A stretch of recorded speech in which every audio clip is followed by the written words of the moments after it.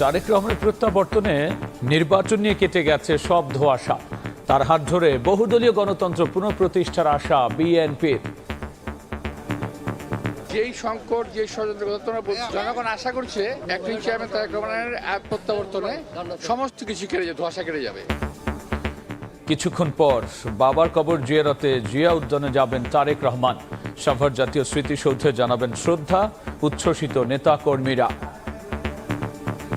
দীর্ঘ 18 বছর পরে বাবার কবরের পাশে এক নতুন তারেক রহমানকে আমরা দেখতে পাবো। তারেক রহমান সাহেব দেশে আসার পরে দেশের জনগণ একটা প্রাণ খুঁজে পাইছে। 17 বছর পর তাকে দেখবো বলে এক নজর দেখার জন্য এখানে আসা। 17 বছর যেহেতু পাই নেই, এখন কাছে ঈদের মতো আনন্দ লাগতেছে। শেষ মুহূর্তে কলেবর বাড়তে পারে 8 দলীয় জোটের। আসন সমঝোতায় জামায়াত ইসলামী আন্দোলনের সঙ্গী হতে পারে এনসিপি। দুর্নীতিমুক্ত সংস্কারের পক্ষের শক্তিকে পক্ষে চান আমির। ঘন কুয়াশায় মাঝ নদীতে 2 লঞ্চের সংঘর্ষ। মেঘনায় সম্রাট 3-এ অ্যাডভেঞ্চার 9-এর ধাক্কায় নিহত 4। 8 সদস্যের তদন্ত কমিটি।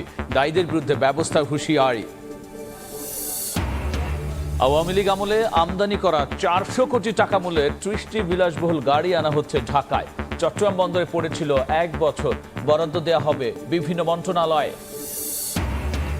অনলাইনে টিকিট এজেন্ট নিয়োগের ফাঁদে নিঃস্ব অনেকে টাকা হাতিয়ে নেওয়ার অভিযোগ এজেন্সির বিরুদ্ধে। নেতিবাচক প্রভাব পড়ছে দক্ষিণ কোরিয়ার সঙ্গে বাণিজ্যিক সম্পর্কে। এবং অনাড়ম্বর আয়োজনে কিছুক্ষণ পর সিলেটে পর্দা উঠছে 12তম বিপিএল এর। একের পর এক বিতর্কে চাপে বিসিবি। উদ্বোধনী ম্যাচে সিলেটের মুখোমুখি হবে রাজশাহী।